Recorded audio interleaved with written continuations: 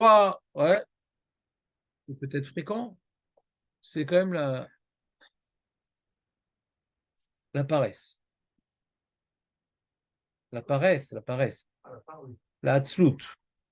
Quand maintenant, la conclusion de l'interprétation de l'événement, il y a eu un S, et donc que Dieu existe, et que Dieu, il exige de moi des choses, ouais, c'est que je vais devoir aller à la tefila le matin, et je vais arriver à l'heure, au shiur à l'heure, ouais, et je vais devoir réviser, je vais devoir être poli, être gentil avec ma femme. Il y a des gens, ils savent au fond d'eux quand ils font un petit bilan, ouais, même avant de le faire, qu'ils ont tout un, toute une guerre à mener sur de nombreux fronts.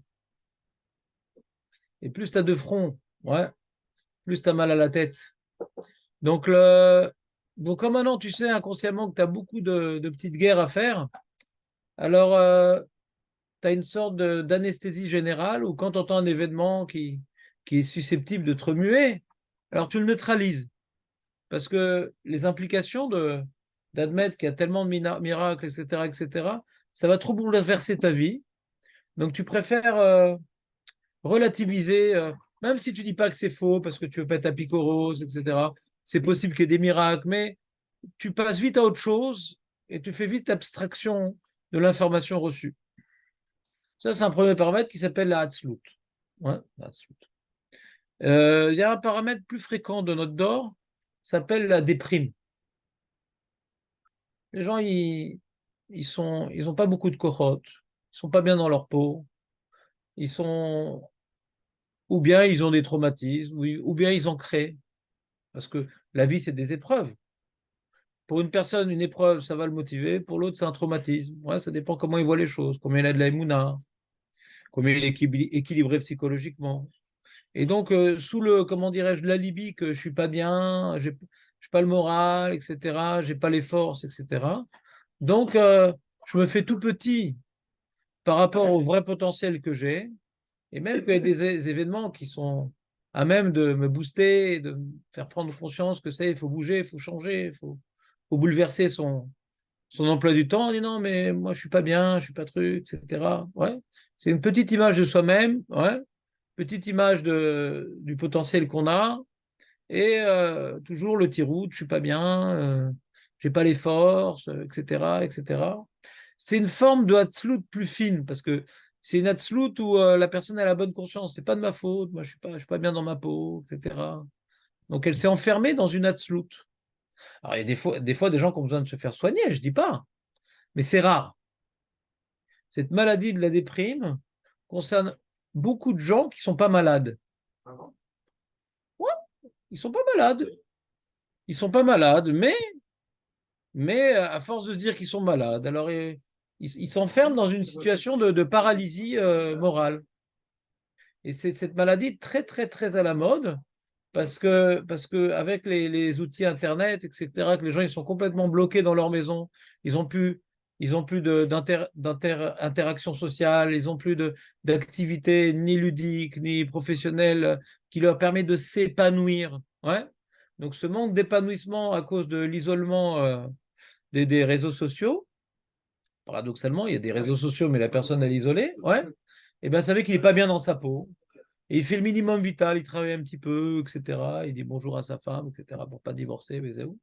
Et, et du coup, il s'enferme dans une vie morose, ouais, qui a pour conséquence que, effectivement, il n'exploite pas grand-chose de son potentiel, effectivement. Et ça lui donne pas envie d'en exploiter plus parce que il a appris à oublier qu'il a un potentiel, parce qu'effectivement, il n'en fait rien de son potentiel. Donc, il peut avoir des événements tragiques ou très joyeux qui peuvent arriver dans sa vie, avant qu'il pénètre ouais, le règne des émotions. Il y a beaucoup d'écrans à traverser, et, et en général, il y a besoin qu'il lui arrive des drames énormes dans sa vie pour qu'il bouge. Donc, si quelqu'un veut avoir des drames énormes, ouais, c'est une ségoula. De se fermer ouais, au message, ouais, comment dirais-je, très fin, quelques jours envoie à tout l'homme Israël, quand on se ferme à ce qui se passe actuellement. Alors c'est une ségoula pour Hachem qui nous aime et qui veut nous réveiller, puisse s'occuper de chacun de manière plus chirurgicale et plus intensive. Ouais. Donc, il faut véritablement être très sensible à ce qui se passe dans le monde pour ne pas forcer à Kadosh Baruch Hu. Quand quelqu'un, maintenant, tu lui dis le matin, il y a la tefila, tu dis réveille-toi, réveille-toi, c'est la tefila. Tu n'as pas besoin de le pousser, tu n'as pas besoin de lui mettre un verre d'eau sur la tête, tu n'as pas besoin de lui faire une décharge électrique. Tu dis c'est l'heure, c'est l'heure. Il se lève. Celui qui n'écoute pas, parlons d'un exemple plus probant. Il y a le feu et il dort. Laisse-moi dormir, laisse-moi dormir. Tu veux pas qu'il brûle, qu'est-ce que tu fais alors? Tu le bouges, ça suffit pas. Tu mets un verre d'eau, ça suffit pas, laisse-moi dormir, je suis fatigué, j'ai pas bien dormi cette nuit, etc. Un petit coup de truc. Après, tu lui donnes un coup dans le bras avec un bâton, il bouge pas. Après, tu lui casses le bras. Après, tu fais une fracture ouverte et tu mets du vinaigre. Ouais. J'ai tout essayé, j'ai toutes les techniques. C'est moi qui réveillais la Shiva. Ouais. J'avais une technique, tu connais, moi, mon meilleur coup à l'Eshiva pour réveiller, Marco, juste pour t'apprendre une technique, c'est un jour tu réveilles à l'Eshiva. C'est un mec qui a du mal à se réveiller le matin, il me dit ah, réveille-moi, réveille-moi, réveille-moi. J'ai tous les droits, il m'a dit oui. Ah, là, je me suis levé beaucoup plus tôt. Ce jour-là, je m'étais levé beaucoup plus tôt. Ouais. Et il dormait comme ça. Et j'ai mis un miroir au niveau de ses yeux qui étaient fermés. Et la veille, on avait parlé que le Malach Hamavet, c'était semblait à des yeux, etc. Ouais. Fallait préparer le terrain quand même. Et je me suis à son oreille, il ouvre les yeux comme ça, donc il voit ses yeux, ouais, refléter. Ah, il n'est pas arrivé en retard à la tefila, ouais. Mais il n'était pas cardiaque, ouais, ouais. J'étais quand même assez fier. J'étais assez fier de ce coup-là quand même. Moi, vas-y. Le quartier religieux où la bombe est tombée dans la seule maison vide, Ouais. le quartier religieux. Il y a quand même un message derrière. Ça peut être considéré comme un avertissement. Vadaï. Ou un avertissement ou un chizouk. Chizouk. Non, chizouk, ça renforce. C'est-à-dire que mon copain, ça l'a renforcé. Comme maintenant, il y a eu le miracle de Purim, où on a tué 75 000 antisémites et il n'y a pas eu un seul qui est mort dans la guerre de Purim. Qu'est-ce que ça a entraîné? Un chizouk qui blouait à Torah Be'ava, ce qu'ils n'avaient pas fait lors du don de la Torah, ils l'ont fait lors de Purim. Comme maintenant tu passes à côté d'un drame et qu'il ne s'est rien passé en fin de compte et que ce n'est pas normal statistiquement, tu vois qu'Hachem est là. Hachem, comme il dit Méry, il est tout le temps là. Mais quand on n'est pas confronté à un miracle, on ne s'en rend pas compte. Quand on a échappé belle, là on se rend compte que Hachem il est là. Mais quand on se réveille le matin sans avoir un torticolis, sans avoir l'autre, je sais pas, il a eu une paralysie faciale et l'autre, je sais pas quoi, ouais. On peut pas savoir tout ce qui peut arriver le matin quand on se réveille. Mais quand on se réveille le matin et que je suis un peu fatigué, ah, ouais, je suis fatigué, mais qu'est-ce que tu te plains, t'es vivant. On voit que ce qui manque, pas ce qu'on a reçu. On voit ce qui manque uniquement, on voit pas ce qu'on a reçu. Ouais. Mais quand maintenant le mec, ouais, il voit un missile qui rentre dans son quartier et qui rentre dans une déra qui détruit entièrement, et c'est la seule déra vide de tout le quartier, ouais, de familles nombreuses, alors ça peut être, tu peux voir ça comme un avertissement, ouais, mais tu peux voir aussi que Bémet, on ne regarde plus la vie de la même manière et ça donne des forces pour analyser la situation avec des yeux un peu plus lucides, un peu plus proches de la vérité divine. Là, il y a des miracles qui sont au vent, on va dire. Il y a eu Quand tu as un miracle mieux que le mien, là, tu veux dire? Non. S'il te plaît, moi, sur l'échelle de Richter, il est très bon, mon miracle. Comment? Oui, il a tiré une balle au hasard. Au hasard, il est tombé directement dans la tête. J'ai envie qu'ils sortent du tunnel avec des missiles et j'allais tous les massacrer à Shalom. Il n'y croit pas, Léon, il n'y croit pas. Hein? C'est phénoménal, ça. Il n'y croit pas, Léon. Il n'y croit pas. Il n'y croit pas, Léon. Il est caméléon. Ouais. Il n'y croit pas. Les miracles qu'on voit maintenant sont beaucoup plus flagrants que vous pouvez voir maintenant. Non, parce que vous ne les voyez pas. Tov, Léon, s'il te plaît, je te demande que quand tu ne crois pas les miracles. Je ne croyais pas qui ne croyait pas. Ah, peut-être pas ouais, exactement. Tu as le droit, dans ta picoros, mais garde ça pour toi. Tu sais comment on dit tu sais comment on dit une joyeuse chorale en anglais? Happy chorus. Ouais? Oui, je préfère quand tu fais le rôle du distributeur de feuilles. Ouais. T'as même pas meilleur. Hein. Non.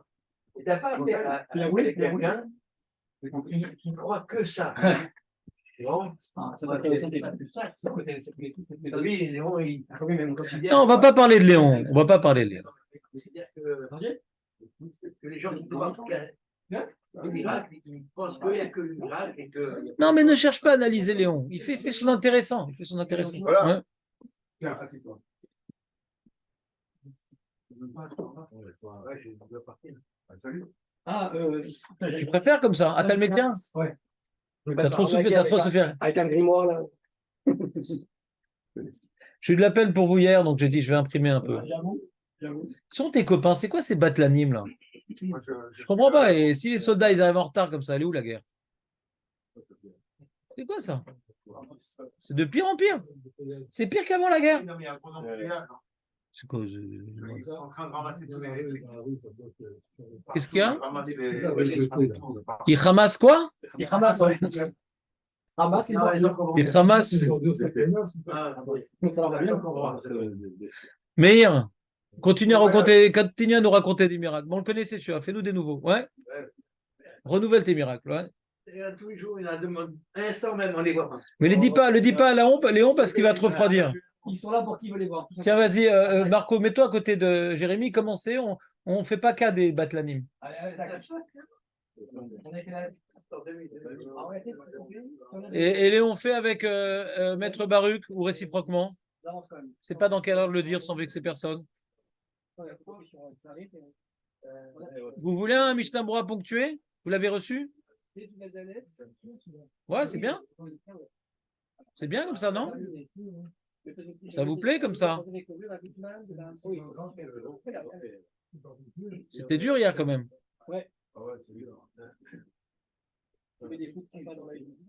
Il y a en anglais sinon. Vous l'avez en anglais ou pas? Ah, il y a 30 ans, je ne vois pas Mishnah Brura en anglais. Déjà, il y a 30 ans.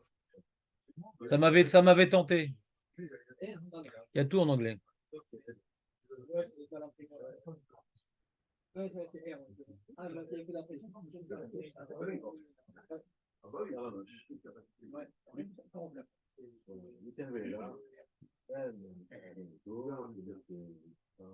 Ah, c'est jusqu'à 8 heures maintenant? Et Arvit, c'est à 8 heures? Tu comptes pour combien pour Minyan? Ah non, toi tu comptes pour moitié. Comme tu crois pas au miracle, tu comptes pour moitié, toi.